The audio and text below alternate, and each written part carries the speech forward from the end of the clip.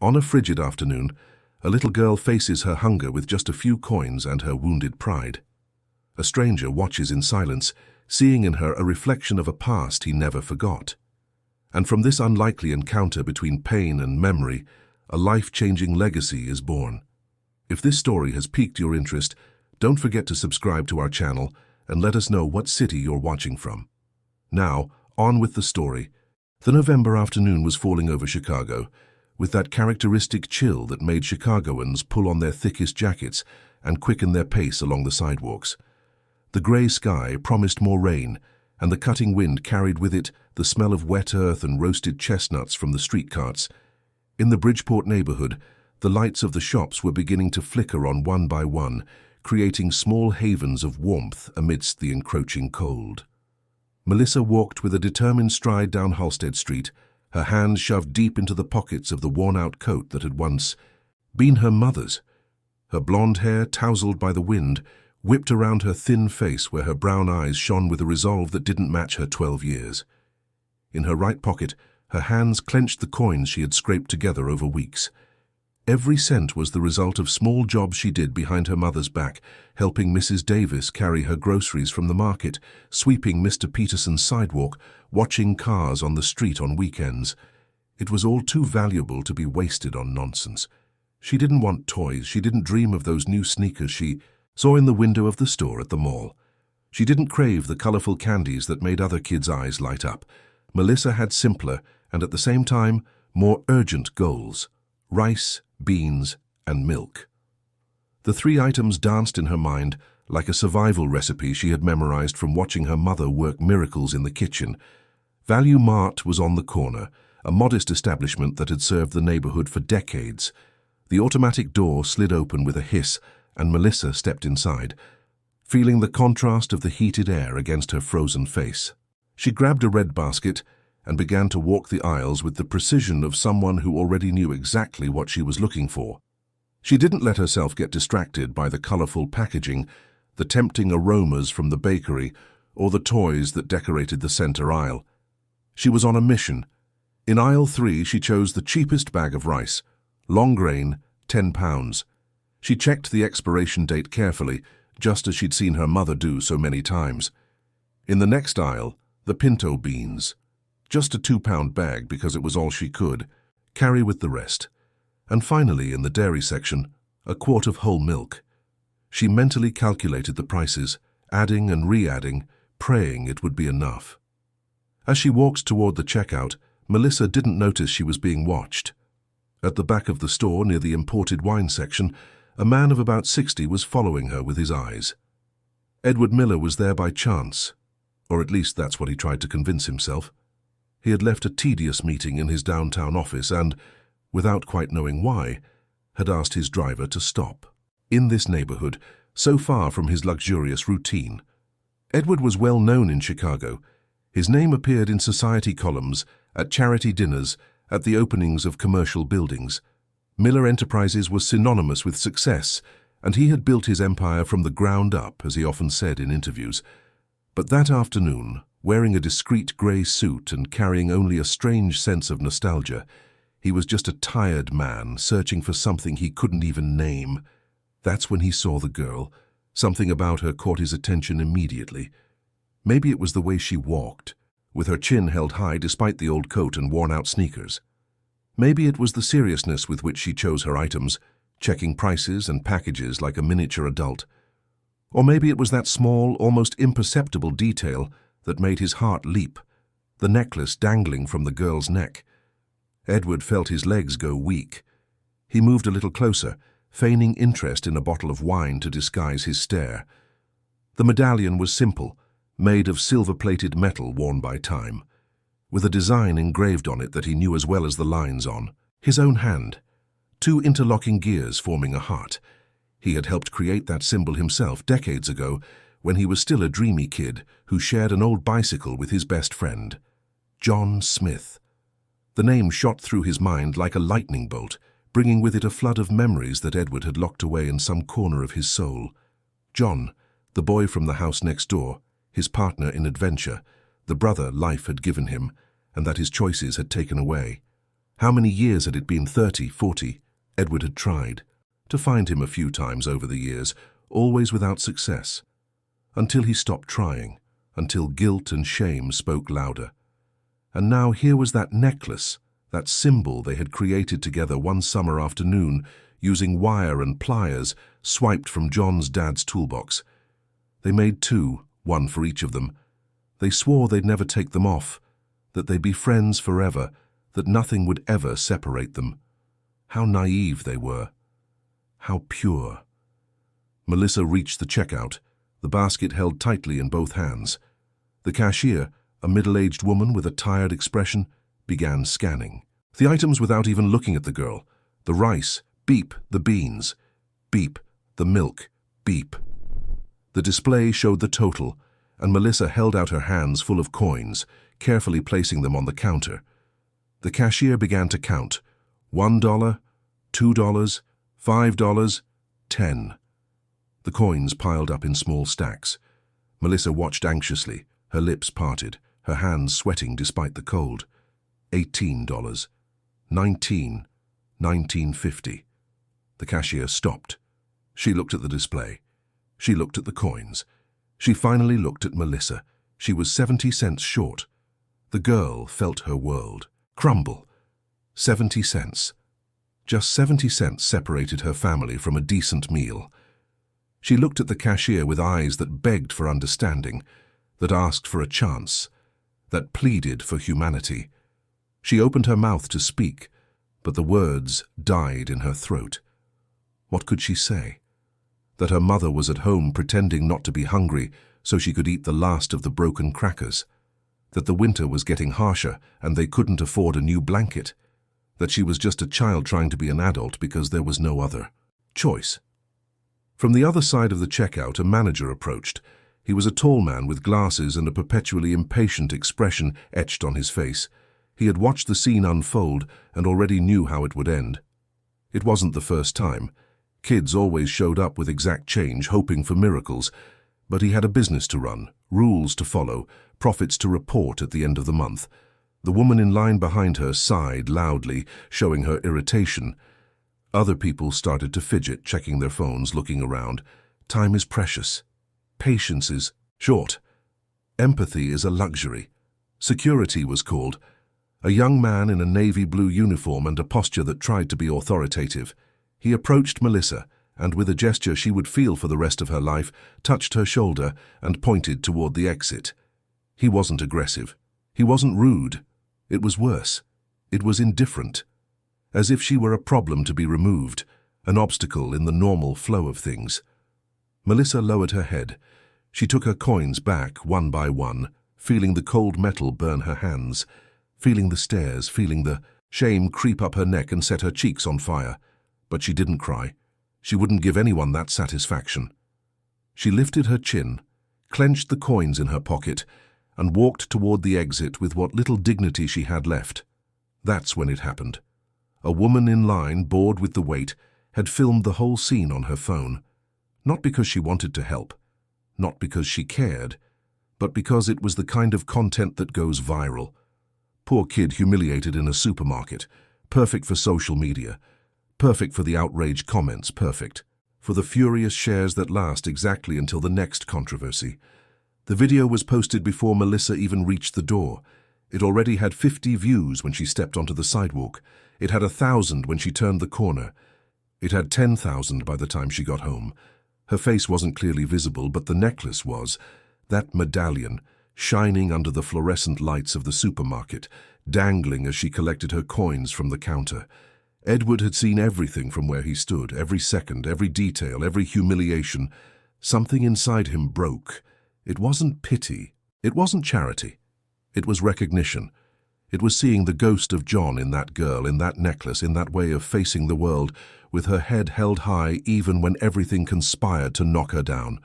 He paid for his items quickly, his hands trembling as he swiped his card. The clerk tried to make small talk, comment on the weather, offer a plastic bag. Edward heard nothing. His mind was somewhere else, in another time, in choices he had made that now seemed wrong, so very wrong.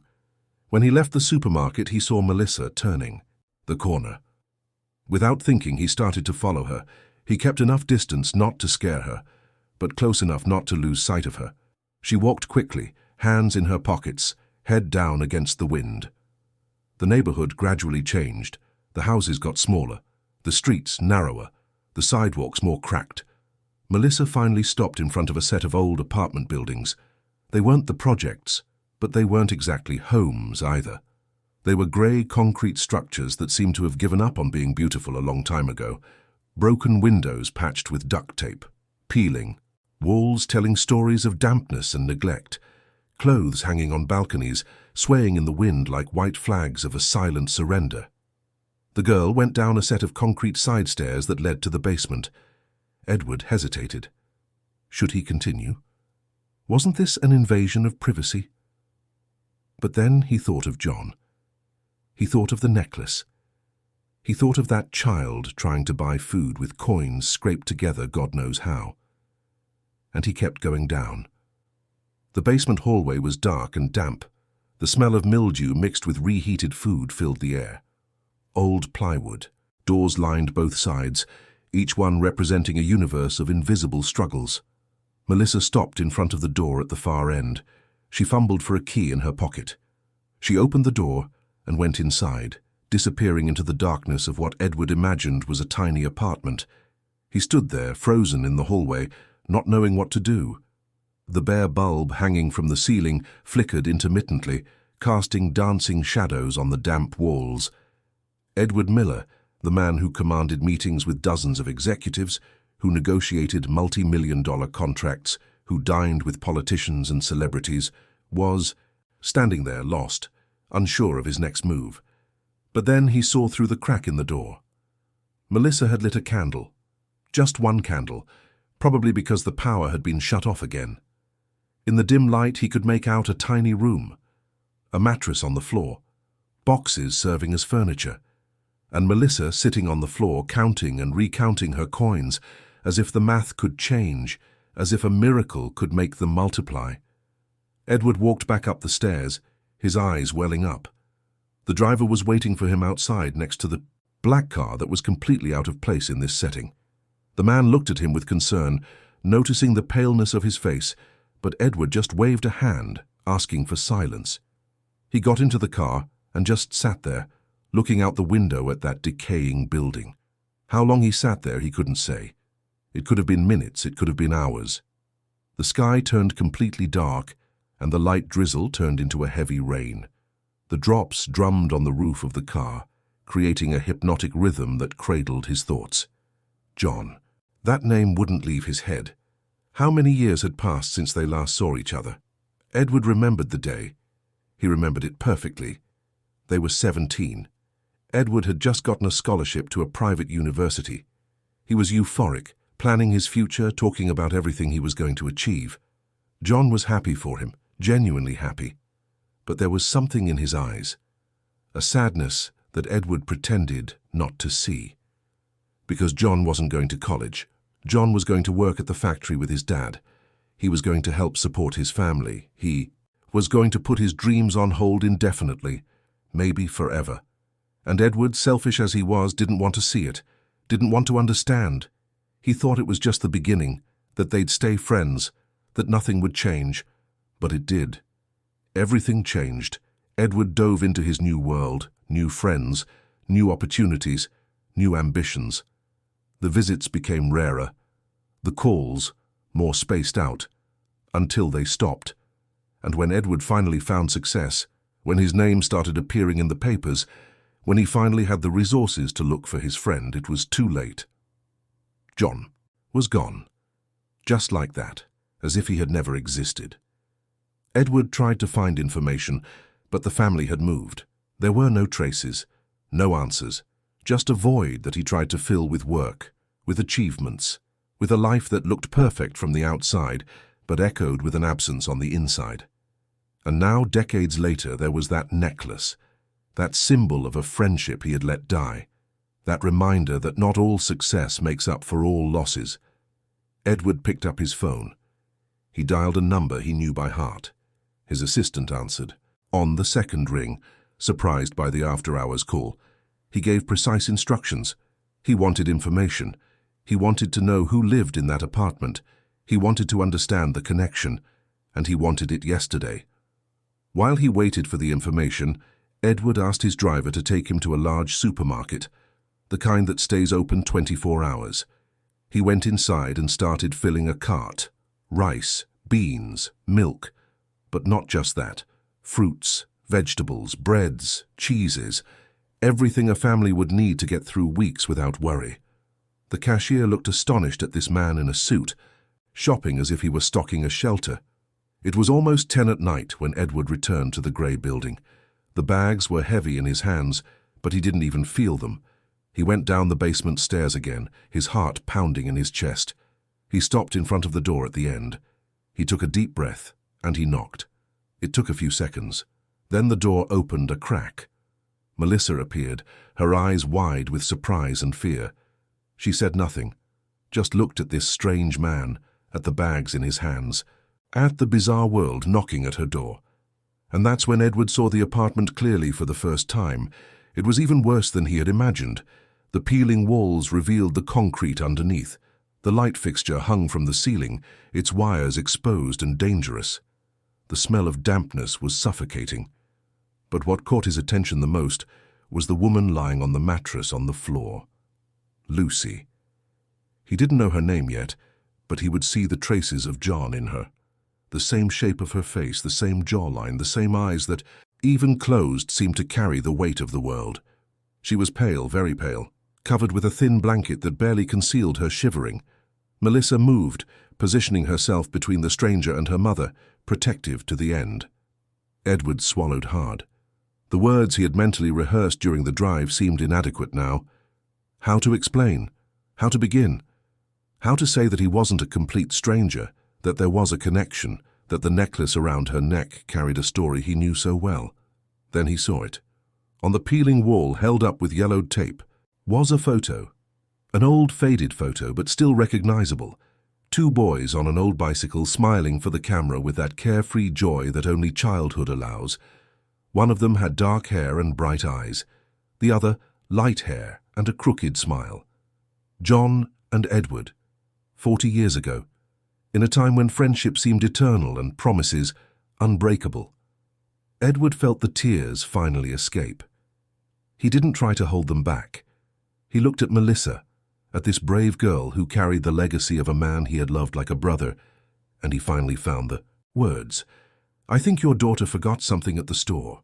The words came out shaky, accompanied by a shy smile and eyes that shone with decades of remorse and hope. He held out the bags, but Melissa didn't move. She just stared at him with the natural suspicion of someone who had learned far too early that the world doesn't usually offer generosity without a price. The tension in the air was palpable. Melissa remained standing between Edward and her mother, like a small soldier protecting her territory. The silence was broken only by the sound of the rain outside and the heavy breathing of Lucy from the mattress. Edward held the bags, unsure of how to proceed. All his experience in complex negotiations, in convincing investors and closing million-dollar deals was useless at that moment. It was then that Lucy stirred. She opened her eyes with difficulty, her vision blurred by the fever that had lasted for days. She saw the silhouette of a man in the doorway and tried to sit up, but her body wouldn't obey. Melissa rushed to her side, helping her lean against the cold wall. "Who are you?" Lucy managed to ask, her voice hoarse and weak. "What do you want here?" Edward took a step forward but stopped when he saw Melissa make a protective gesture with her arm.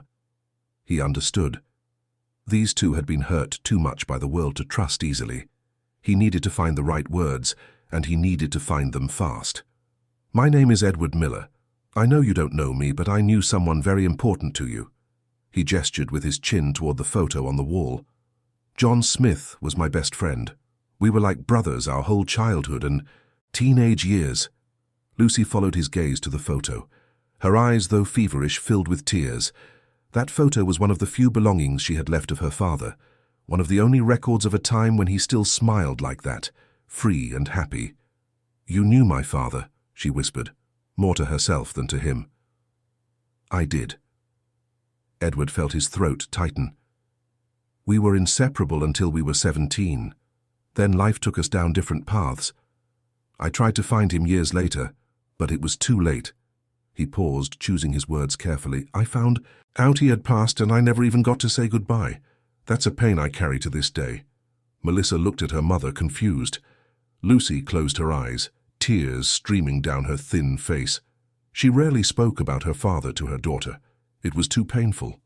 John Smith had been a good man, a hard worker, dedicated to his family, but life hadn't been kind to him. He worked until his body couldn't take it anymore. He left Lucy pregnant with Melissa and a handful of bills that took her years to pay off. Edward took another step, the bag still in his hands. I saw your daughter at the supermarket today. I saw the necklace she wears. John and I made these necklaces together when we were kids. We made two, one for each of us. We swore we'd be friends forever. Lucy opened her eyes again, this time focusing on the medallion hanging from Melissa's neck. That necklace had been one of the last things her father had worn. When he passed away, she kept it like a treasure. Years later, when Melissa turned 10, she gave it to her as a gift, telling her it had belonged to the grandfather she never knew. Melissa instinctively touched the medallion, her fingers tracing the interlocking gears. My father never talked about you, Lucy said, her voice laced with a veiled accusation. Edward lowered his head, accepting the blow. I know, and he had every right to forget me. I abandoned him when he needed a friend the most. I chose my ambition, my dreams, my career. I left him behind, and when I finally had the means to look for him, to maybe make up for all those lost years, there was no time left. Silence filled the small space again. Outside, the rain continued to fall, but inside that damp, cold apartment, something was changing. Lucy looked at the bags Edward was still holding. She looked at her daughter, who was shivering from cold and hunger. She looked at the peeling walls, the dangerous wiring, the raw reality that was her life. We don't need charity, she said finally, but her voice lacked strength.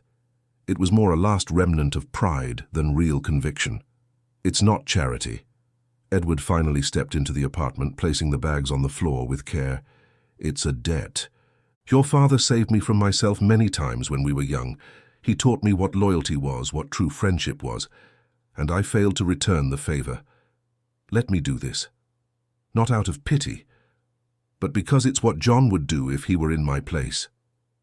Melissa approached the bags, curious despite her suspicion. She opened one and her eyes widened. There was enough food for weeks. Rice, beans, milk, but also things she barely remembered tasting. Fresh fruit, cheese, soft bread, chocolate. Her stomach rumbled loudly, betraying her hunger.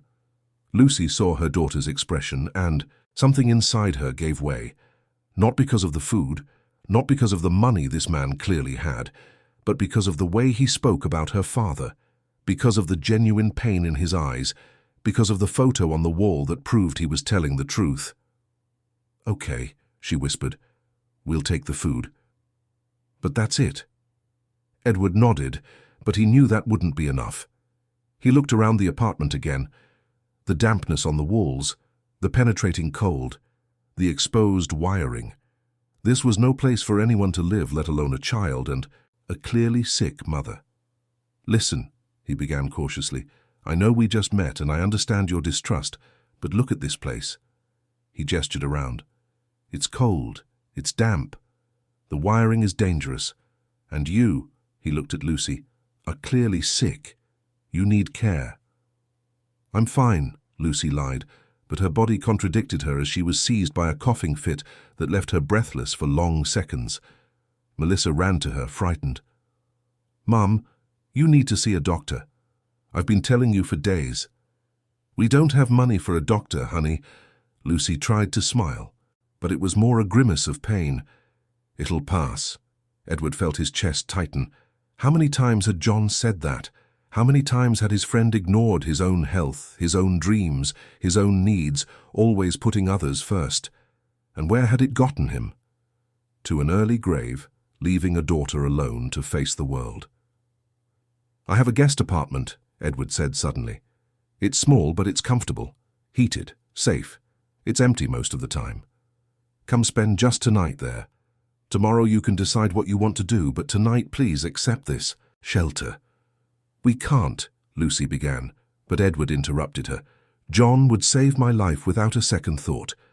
Let me do this for him. For you. One night. Just one night." Melissa looked at her mother, her eyes pleading. Lucy might be proud, but she wasn't foolish. She could feel her body burning with fever. She could feel her strength draining away with every hour. And more importantly, she saw her daughter shivering with cold, her face pale with hunger, her eyes tired from carrying responsibilities she shouldn't have to. "Okay," she finally relented. "One night. Just one night." Edward couldn't hide his relief. He called his driver on his cell, asking him to come up and help. Together they helped Lucy stand and climb the stairs. She could barely stand on her own, leaning heavily on Edward while Melissa carried a small backpack with their few clothes. The car was waiting for them outside, and Melissa had never been in such a luxurious vehicle. The leather seats, the new car smell, the heater working perfectly. She snuggled next to her mother, who was already almost unconscious, and for the first time in weeks she felt a little bit of warmth. The guest apartment was in a building in Lincoln Park, one of Chicago's most affluent neighborhoods. The doorman greeted Edward with respect and poorly disguised curiosity at the sight of these two bedraggled women entering with him. But Edward ignored him, focused only on helping Lucy get to the apartment. When he opened the door, Melissa froze. It was like entering another world. The apartment was small, as Edward had said, but for someone who lived in a damp basement, it was a palace. Light wood floors, white painted walls, a soft sofa, a real bed with clean sheets, and, most importantly, warmth. A wonderful warmth that enveloped everything. Edward took Lucy straight to the bedroom, helping her lie down. She murmured a thank you before falling into a deep sleep. Melissa stood in the doorway, watching her mother finally relax, not shivering, not coughing, just sleeping. "You must be hungry," Edward said gently. "I'll fix something." In the kitchenette, he started heating up some soup. He wasn't a great cook, but he knew the basics. Melissa sat at the counter, still suspicious, still processing everything that was happening. In just a few hours, her life had been turned upside down. "Why are you doing this?" she finally asked. "For real." Edward stopped stirring the soup and looked at her, those firm brown eyes so much like John's. "Because I've spent 40 years regretting that I wasn't there when your grandfather needed me. He gave me the best friendship anyone could ever have, and I threw it away. I can't change the past. I can't bring John back, but I can be here now. I can do what I should have done decades ago." "He didn't talk about you," Melissa repeated her mother's words. "I know, and that breaks my heart, because it means our friendship died long before he did, and it was my fault." The soup was ready, and Edward served 2 bowls. Melissa ate slowly at first, then faster, her hunger overcoming any caution. Edward watched in silence, remembering the times he and John had shared food, shared dreams, shared their lives. When Melissa finished, he took her to a smaller second bedroom. There was a bed, a closet, and a window that looked out over the illuminated city. He left clean clothes on the bed, soft towels, and told her she could take a hot shower if she wanted. Melissa went into the bathroom, and for the first time in months took a shower with truly hot water. She cried under the spray, letting the water wash away the fear, the shame, the exhaustion.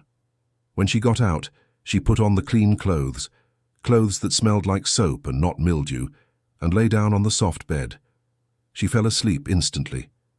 Edward stayed up all night, sitting in the living room, looking out the window, thinking about everything. About John, about choices, about lost opportunities, about second chances. In the early morning he went to check on Lucy. She was worse. Her fever had spiked. Sweat soaked the sheets. Her breathing was short and difficult. He didn't hesitate. He called his private doctor, the same one who had treated his family for years. The man grumbled about the hour, but Edward's tone left no room for argument. 20 minutes later, Dr. Evans was in the apartment, medical bag in hand, and a worried expression on his face. The examination was quick and the diagnosis direct: severe malnutrition, dehydration, possible pneumonia, extreme exhaustion. Lucy's body had simply given up fighting. She needed to be hospitalized immediately. Edward didn't argue. He called the best private hospital in the city, secured a private room, and accompanied the ambulance that came to get Lucy. Melissa woke up with the commotion and panicked when she saw her mother being carried out on a stretcher. "What's happening?" she cried, clinging to Edward. "Your mum is very sick, honey. She needs proper treatment. We're taking her to the hospital." "We don't have money for a hospital." Melissa was almost hysterical. "They'll just send us away." Edward knelt in front of her, holding her shoulders firmly but gently. "I'll take care of it. You just need to take care of your mum, okay?" At the hospital, while Lucy was admitted and put on an IV, Edward handled all the paperwork. He guaranteed there would be no charges. He demanded the best doctors, the best treatments. And then, while Melissa slept in a chair beside her mother's bed, he started making calls. The first was to the director of the outsourced cleaning company that employed Lucy. The conversation was short and to the point. Edward wanted names. He wanted to know who the supervisor was who threatened Lucy with shift cuts whenever. She asked for time off to care for her sick daughter, who denied her basic rights, who treated her as disposable. The director, recognizing the Miller name and knowing the power the man wielded, sang like a canary. He gave names, dates, situations. Edward noted everything meticulously. Then he gave his instructions. The supervisor would be fired immediately. The abusive practices would be investigated. And if he found out this was standard practice at the company, he would move heaven and earth to shut it down. The second call was to the owner of the building where Lucy lived, a guy Edward knew vaguely from business circles, a man who preyed on the misery of others, charging absurd rents for uninhabitable apartments. The conversation was even shorter. Edward wanted Lucy's security deposit returned in full. He wanted all her back rent cancelled, and he wanted it in 24 hours or he would sue the man for every building code violation that building surely had. The landlord tried to negotiate, but Edward's voice left no room for bargaining. 24 hours. By dawn, Edward was exhausted but satisfied. He had taken the first steps. It wasn't enough.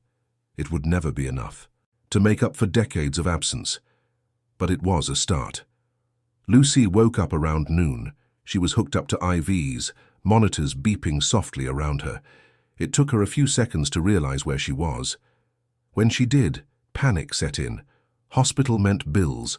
Bills meant impossible debt. "Easy," Edward said, appearing beside the bed.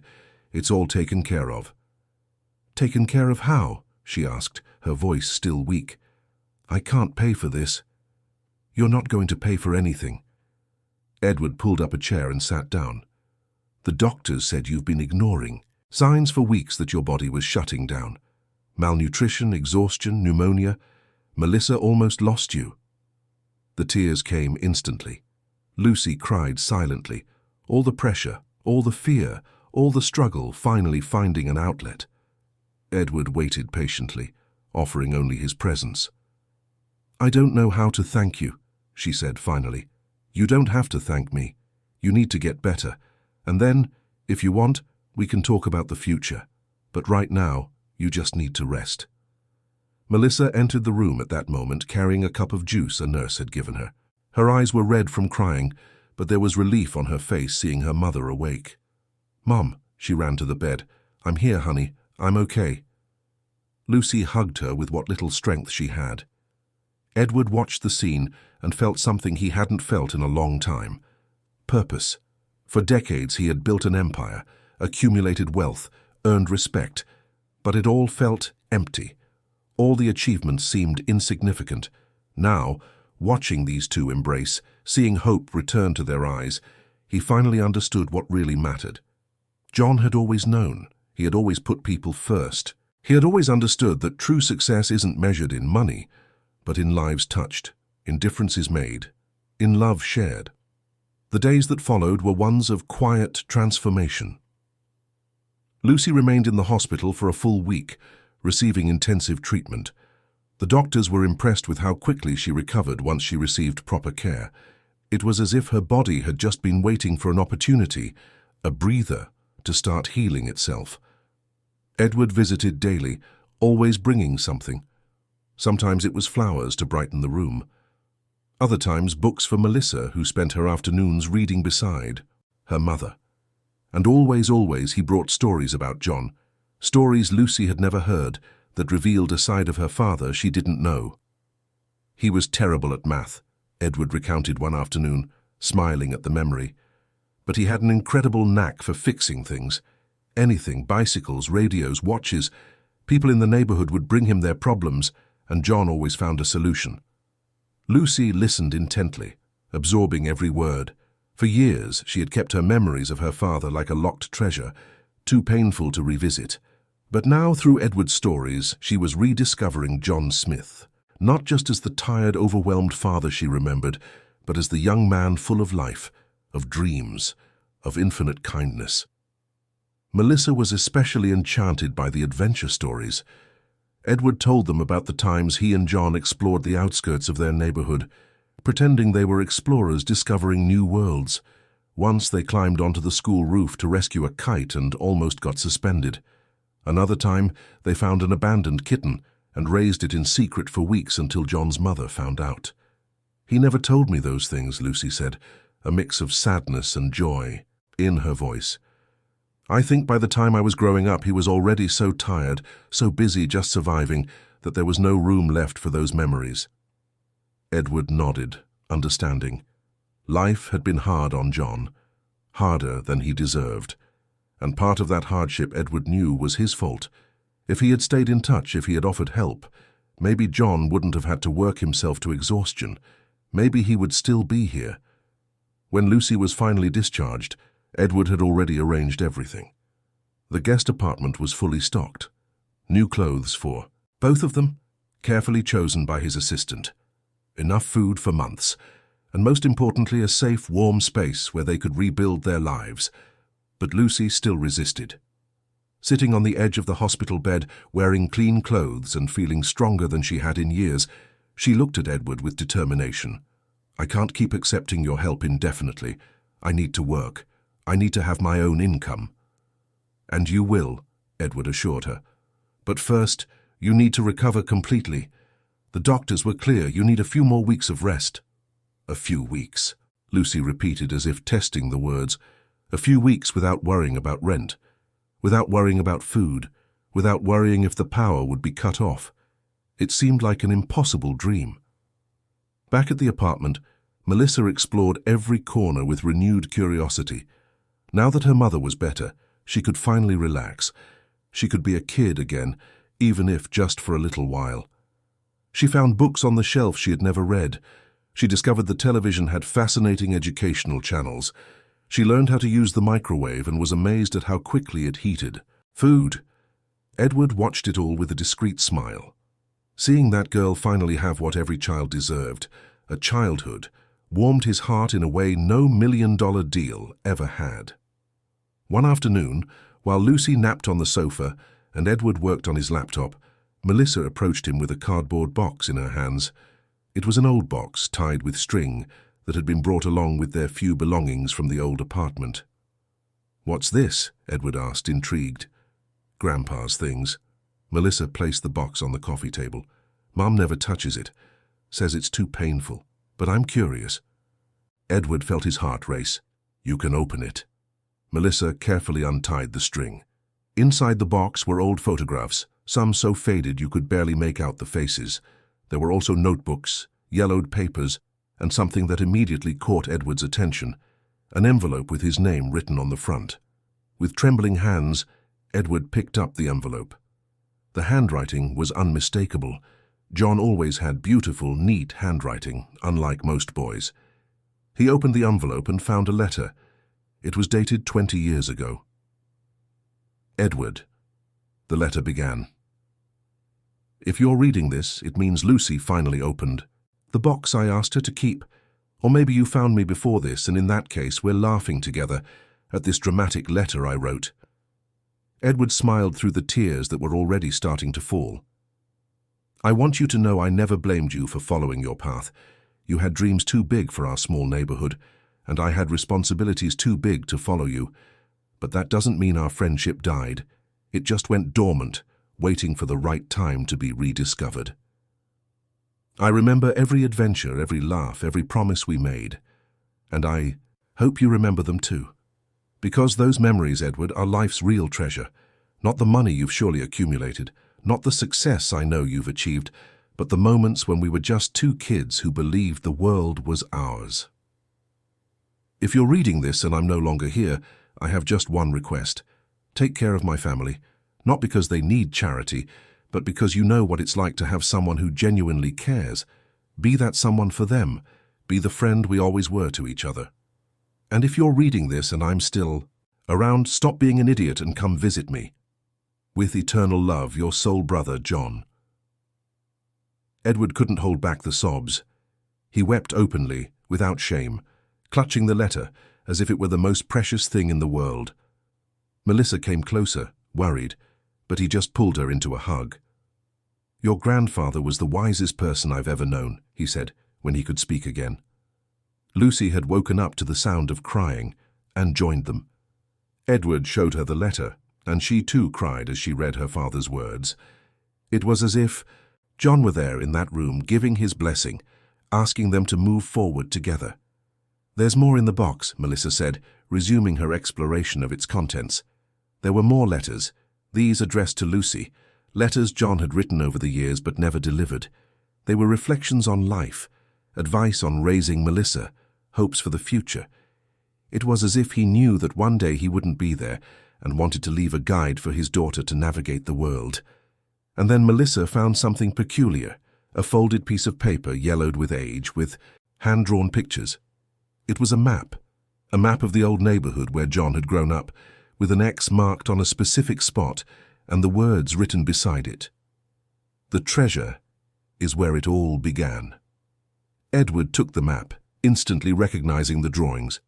The park where they played baseball, the tree where they had carved their initials, the bridge over the small creek where they fished, and the X marked the exact spot where their houses had stood side by side. I have to go there, Edward said, already getting up.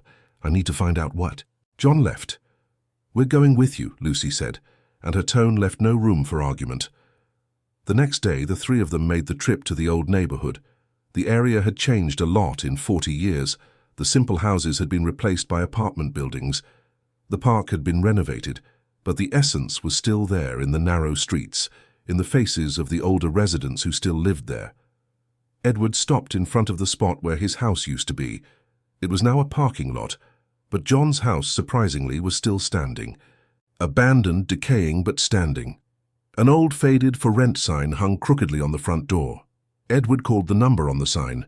The owner was an investor who had bought the land years ago with plans to demolish and build, but the plans never materialized. He was surprised by the call and even more surprised when Edward offered double the market value for the property. The sale was closed in 2 days. When they returned to the house with the key, it was like stepping back in time. Despite years of neglect, the basic structure remained. Edward walked through the empty rooms, remembering every corner.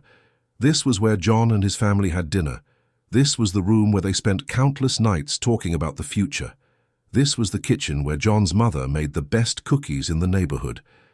Following the map, they went to the backyard. It was overgrown with weeds, but Edward remembered when it was a garden lovingly tended by John's mother. The X on the map indicated a spot near the old guava tree. The tree was gone, but the spot was identifiable. Edward started digging with his bare hands, not caring about the dirt soiling his expensive suit. Melissa helped him, excited by the adventure. Lucy watched, moved to be in the place where her father had grown up. After a few minutes, Edward's hands hit something solid. It was a metal box, rusted but still intact. Carefully they lifted it from the earth and opened it. Inside were notebooks, dozens of them. They were John's journals, written over decades. There were also photographs, more than were in the cardboard box. And there were letters, hundreds of letters that John had written but never sent.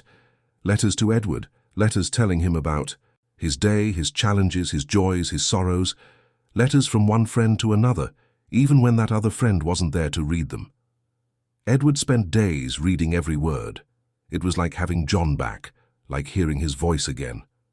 And on every page, there was confirmation of what he already knew. John had never stopped considering him a friend. He had never let resentment or hurt win. He had simply continued to love, even from a distance, even in the silence. One entry in particular touched Edward deeply. It was from 15 years ago, shortly before John passed away. Saw Edward on TV today. He was opening another building surrounded by important people. He looked so different from the boy I knew, but his eyes still had that same sparkle when he smiled. I was happy. Happy that he achieved everything he dreamed of. I hope he's truly happy, not just for show. I hope he's found people who love him for who he is, not for what he has. And I hope one day I can hug him again and tell him I'm proud. Edward cried like he hadn't cried since he was a child. John was proud of him. Even after all the abandonment, even after all the years of silence, John was proud. That was more valuable than any award, any recognition, any business achievement. It was while reading those journals that Edward got the idea. John had spent his life helping people. It was on every page. He helped a neighbor fix his roof. He taught Mrs. Miller's son how to read. He gave his last savings so a family wouldn't be evicted. John had lived to serve, to make a difference, to be the outstretched hand he himself often needed. And Edward knew exactly how to honor that legacy. He called a meeting with Lucy and Melissa in the apartment. He spread blueprints and plans across the table. He had a proposal. "I want to transform the house," he began. "I want to completely renovate it, but not to live in. I want to create an institute, a place for families who are going through what you went through, single mothers, hungry children, people who just need a chance, a breather, someone to believe in them." Lucy looked at him, surprised. "An institute?" "The Forge Institute." Edward showed them the design. "It'll be in honor of John, because he had the strongest will I've ever known, the will to be good in a world that often doesn't reward goodness, the will to keep trying even when everything seems lost." "It's beautiful," Melissa said, her eyes shining. "And I want you to lead it," Edward looked at Lucy. "I want you to use your experience, your strength, everything you've been through to help other women. You know what they need because you've needed it. You know the right words because you've been there." Lucy was silent for a long moment. It was a lot to process. Weeks ago, she was fainting from hunger and exhaustion, and now she was being asked to lead a project that could change lives. "I don't have the training," she began. "I don't have a degree. I don't know if I'm qualified." "You have the best qualification possible. You survived. And more than that, you never lost your humanity, your dignity. These women don't need someone with diplomas on the wall. They need someone who understands them, someone who sees them. And you, Lucy, have a gift for seeing people." The tears returned, but this time they were tears of hope. Lucy accepted, not because she thought she was ready, but because for the first time in a long time, she felt she had a purpose greater than just surviving. The renovation of the house began immediately. Edward hired the best architects, but with clear instructions. He wanted the place to maintain its essence of a home, not to become something cold and institutional. He wanted anyone who entered to feel welcomed, not judged. While the renovation was underway, Lucy began to prepare. Edward arranged for courses in management, basic psychology, and community development, but the real learning came from conversations. Lucy started visiting shelters, talking to social workers, understanding the real needs of the people the Institute aimed to help. Melissa, for her part, went back to school. Edward enrolled her in a good school and hired tutors to help her catch up. The girl was smart, eager to learn. In a few months, she was not only at her grade level, but excelling. And every night, the three of them had dinner together in the apartment. They talked about their day, about the challenges, about the small victories. Edward told stories from his company. Lucy shared what she was learning. Melissa talked about school, about the friends she was making, about the books she was reading. They became a family, not in the traditional sense, but in the truest sense of the word. People who cared for each other, who supported each other, who chose to be together. 6 months later, the Forge Institute opened its doors for the first time. John Smith's old house had been completely transformed, but it retained its soul. The walls, now painted in warm colors, welcomed those who entered. The backyard where Edward and John had played had become a safe playground for children. What was once the living room now housed a community library. The kitchen, expanded and modernized, served daily meals to anyone in need. But the opening had no pompous political speeches or ribbon cuttings by officials. Edward insisted on that. Instead, the doors simply opened one September morning, and anyone who needed help could walk in. The first person to cross the threshold was a young woman, no older than 25. She carried a baby in her arms and a worn-out bag on her shoulder. Her eyes were red and swollen from crying. She stopped at the entrance, looking around with a mixture of hope and fear. Lucy was there, as she would be every day for years to come. She approached the young woman with a warm smile, without judgment, without rushing. "Welcome. My name is Lucy. How can I help you today?" The woman hesitated. She opened her mouth, closed it, tried again. "I don't have food stamps. I don't have any money. But my baby has been hungry for 2 days, and I don't know what else to do." She said it all in a rush, the words tumbling out, as if she needed to justify her presence there. Lucy touched her arm gently. "You don't need stamps here. You don't need money. You just need the courage to ask for help. And you've already done the hardest part. You came." The woman broke down. She cried right there, in the middle of the entrance, holding her baby to her chest. Lucy hugged her, letting her cry out everything she needed to. Edward watched from a distance, his eyes misty. That scene, that moment, was exactly what John would have wanted. The baby was fed, the mother too. And then Lucy sat with her, just talking. She learned her name was Julia, that she had lost her job when she got pregnant, that the baby's father had disappeared, that her family had rejected her. Julia was living in a temporary shelter but had to leave in a week and didn't know where to go. The Institute had an answer for that too. At the back of the property, Edward had built small housing units. They weren't luxurious, but they were dignified. Each had a bedroom, bathroom, and a small kitchen, a place where mothers like Julia could stay temporarily while they got back on their feet. Julia was the first resident, but she wouldn't be the last. In the following weeks, the Institute filled with life. Single mothers, women who had fled abusive relationships, grandmothers raising grandchildren because the parents couldn't. Each story was different, but they all shared a common denominator: people who had fallen and needed a hand to get back up. Lucy welcomed them all with the same dignity, the same respect, never as charity cases, but as strong women going through difficult times.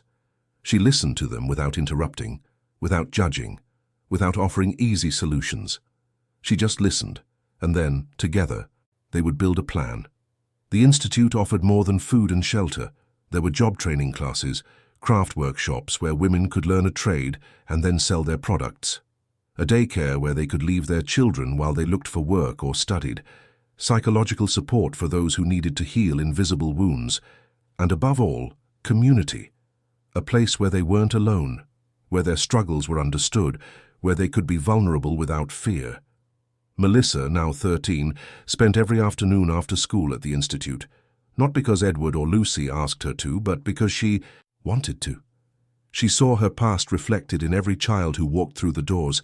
She remembered the hunger, the cold, the shame, and she wanted to be for these children what Edward had been for her, a constant presence, a caring adult, someone who saw beyond the old clothes and dirty faces.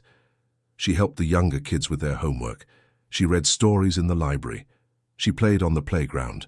And always, always, she wore her grandfather's necklace, that worn medallion that had started this whole journey. One day, a girl about her age arrived at the Institute. She was shy, withdrawn, with eyes that seemed to carry the weight of experiences no child should have. Melissa recognized her immediately. Not the girl herself, but what she represented. It was herself, months ago, trying to be invisible while the world hurt her. "Hi," Melissa approached slowly. "I'm Melissa. Want to see the library? We have some awesome books." The girl just nodded, without speaking. Melissa didn't push. She just took her by the hand and spent the afternoon showing her the books, talking about her favorite stories, creating a safe space without pressure. At the end of the afternoon, the girl finally spoke. "Do you live here?"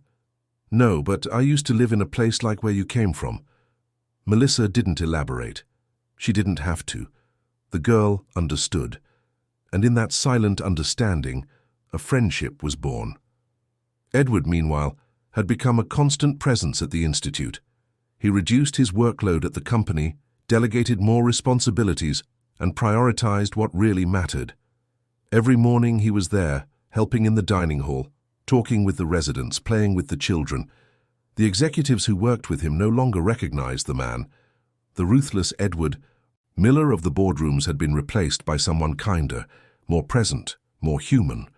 But it wasn't a transformation, it was a return to the boy he had been before he believed success was measured only in numbers.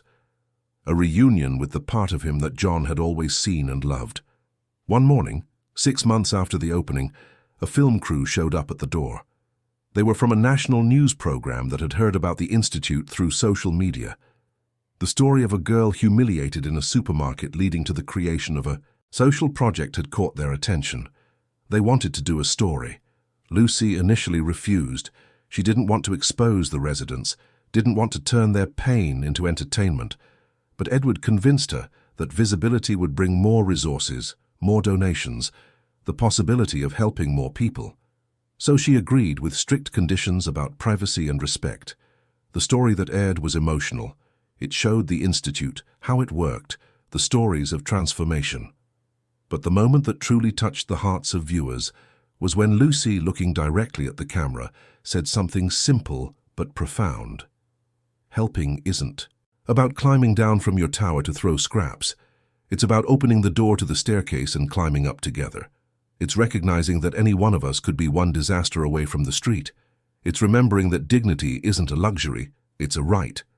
The phrase went viral. It was shared thousands of times, printed on T-shirts, quoted in speeches, and it brought a wave of attention to the Institute. Donations started pouring in from all over the country. Volunteers offered their time. Other cities wanted to replicate the model. With the new resources, the Institute expanded. They created partnerships with companies to guarantee jobs for residents who completed the training programs. They established agreements with universities so the women could study. They built a support network that went beyond temporary shelter, following up with families even after they left. And Julia, the first resident, was also the first complete story of transformation. 6 months after arriving at the Institute, she was working as an administrative assistant at a partner company. She had rented a small apartment, modest but her own, and on the day she moved out, she made a point of returning to the Institute to say thank you. "I won't forget," she told Lucy, holding her hands. "I won't forget that when I had nothing, you gave me everything, and I'm going to pay it forward. Somehow, I'm going to pay it forward." And she did. Julia became a volunteer at the Institute, helping on weekends, sharing her story with new residents, being living proof that it was possible to start over. A year after the opening, Lucy was invited to speak at an international conference on social development in London. At first she was terrified. Her who had barely finished high school speaking to experts, academics, officials, it seemed impossible. But Edward and Melissa encouraged her. "You have what they don't," Edward said. "You have the truth. You've lived what they study. Your voice matters more than any theory." So Lucy went. And her speech was one of the most memorable moments of the conference. She didn't use technical jargon. She didn't cite complex statistics. She simply told her story. She told them about being 12 and watching her mother pretend not to be hungry, about working to the point of collapse, about the shame of not being able to feed her own child, and about how a single outstretched hand at the right moment changed everything. But then she said something that echoed long after the speech ended. "There are millions of women like me. Strong, capable, intelligent women who just need an opportunity. They don't need pity, they don't need saviors. They need resources, respect, and someone who believes they are more than their circumstances. When you help a woman get back on her feet, you're not just saving her. You're saving her children who will have a present mother. You're saving her community, which will gain a productive citizen. You're saving a piece of humanity that was about to be wasted." The auditorium erupted in applause. People were crying. Lucy, who had started the speech with trembling hands, finished with her head held high. Not out of arrogance, but from finally understanding her own worth. The proposals that followed were numerous: invitations for more speeches, offers of international funding, requests to write a book. Lucy accepted some, declined others. Her commitment was always to the Institute, to the women who depended on it. The rest was secondary. Back in the States, the Institute continued to grow. They had already helped over 200 families. Some stayed for just a few weeks, long enough to find a job and a place to live. Others stayed for months, needing more time to rebuild. But they all left different from how they arrived. They left stronger, more hopeful, more aware of their own power. Melissa, now 15, already knew what she wanted to do with her life. She would be a social worker. She wanted to continue the work her mother had started, that her grandfather had inspired, that Edward had made possible. She studied hard, already thinking about college, the courses she would take, the ways she could expand the Institute's impact. Edward watched her with pride. He saw in her all the best parts of John: the compassion, the determination, the refusal to accept injustice as inevitable, and he knew the legacy was safe, that even when he was no longer here, the work would continue through people like Melissa, like Lucy, like Julia, and the hundreds of other lives that had been touched. One afternoon, 3 years after that fateful day in the supermarket, Edward was sitting in the Institute's backyard watching the children play on the playground. The autumn sun painted everything in gold. There was laughter, voices, life, so much life. Melissa sat down next to him, already almost as tall as he was. "What are you thinking about?" she asked. "About John, about how much he would love to see all this. Do you think he sees it? From up there, I mean." Edward smiled. "I don't know if I believe in that, but if there's something after, he's definitely smiling. And probably saying it took me way too long to do the obvious." Melissa laughed. "From what Mum says, he was pretty direct like that." "He was. And he was right most of the time." Edward paused. "You know, I spent decades building a business empire. I won awards, recognition, a fortune, but nothing, absolutely nothing, compares to the satisfaction of seeing that little girl over there," he pointed to a girl laughing on the swing, "and knowing she's going to sleep with a full stomach and a light heart tonight." "That's what Grandpa would call real success," Melissa said. "It is." Edward put his arm around her shoulders. "And it took me way too long to learn that lesson." At that moment, Lucy came out of the main building calling for them. She had news. A television network wanted to do a full documentary about the Institute. 6 episodes following different families on their journeys. It would be a huge opportunity for awareness. The 3 of them discussed the proposal, weighing the pros and cons, always prioritizing the well-being of the residents. They decided to accept, but with creative control, to ensure the stories were told with dignity. The documentary would be released a year later and would become a national phenomenon.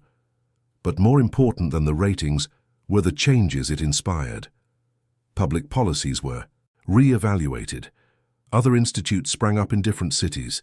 The conversation about poverty, about dignity, about society's role in caring for its most vulnerable members changed its tone.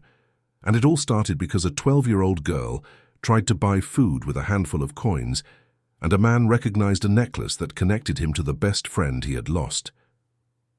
5 years after the Institute opened, on a sunny spring morning, something special happened. A young woman walked through the main doors wearing a nurse's uniform. It was the shy girl Melissa had met years ago, the one who barely spoke. Now she was a college graduate, employed, independent, and she wanted to volunteer. "I want to give back," she told Lucy. "I want to be for other kids what Melissa was for me, someone who understands, someone who cares." And so the cycle continued, from being helped to helping, from beneficiaries to volunteers, from victims to victors. Every person who passed through the Institute took with them not just material resources, but something far more valuable: the memory that they mattered, that they had value, that they deserved dignity. On the main wall of the Institute, in large letters, a quote from one of John Smith's journals was engraved: "Bread feeds the stomach, but being seen feeds the soul. It was the motto that guided every action, every decision, every interaction, and hanging just below it, inside a glass dome, was the original medallion, the one John had worn for years, with the interlocking gears forming a heart, the symbol of a friendship that transcended time, that survived death, that transformed into something greater than its creators ever imagined. Edward, now 65, his hair completely grey, had finally found peace. Not the peace of indifference or resignation, but the peace of someone who knows he is making a difference, of someone who understands that his true legacy is not the buildings he built or the money he accumulated, but the lives he touched and the changes he inspired. Lucy, strong and confident, had become a national reference in social development. She received invitations to advise governments, to give lectures, to write articles, but she never strayed far from the Institute. That's where her heart was. There, in the place that had been her father's house, now transformed into a home for so many other daughters and mothers. And Melissa, about to enter college, wore her grandfather's necklace every day, not as a relic of the past, but as a promise for the future, a promise to continue the work, to expand the dream, to ensure that no child would have to go through what she went through. On an ordinary afternoon, as the Institute buzzed with activity, the three of them gathered in the backyard. They sat under the shade of the new tree Edward had planted in the exact spot where the old one used to be. "Do you think we did it?" Edward asked. "Did we honor John's memory?" Lucy took his hand. "I think we did more than that. We multiplied the love he planted, and that's going to keep growing long after we're all gone." Melissa looked at the medallion around her neck, then at the Institute, then at these two people who had become her chosen family. "Grandpa always said that true friendship was the kind that survived time and distance, right?" Edward smiled, his eyes welling up. He did, and he was right, as he always was. The sun began to set, painting the sky in shades of orange and pink. The children kept playing. The mothers chatted in the dining hall. Volunteers prepared dinner. Life went on, full and meaningful. And somewhere, maybe just in memory, maybe in something greater, John Smith was smiling. Smiling because his friendship hadn't died. It had just been transformed. And from that transformation, something he had always dreamed of was born. A world that was a little kinder, a little more just, a little more human. What began with an empty grocery bag had turned into hundreds of lives full of hope. And that hope would continue to spread, touching new hearts, inspiring new actions, proving that a single act of kindness can change the world. Hey everyone, we hope the story of Melissa, Lucy, and Edward touched your heart. If you were moved by this journey of transformation, hit that like button, subscribe to the channel, and tell us in the comments which moment stood out to you the most. Was it the reunion through the necklace, John's letter, the opening of the Institute, or maybe Melissa's own transformation? Every day, we bring you intense stories like this one, revealing the deepest side of the human soul and reminding us that kindness still exists and can change destinies. We'll see you in the next episode with a new story that will move and inspire you.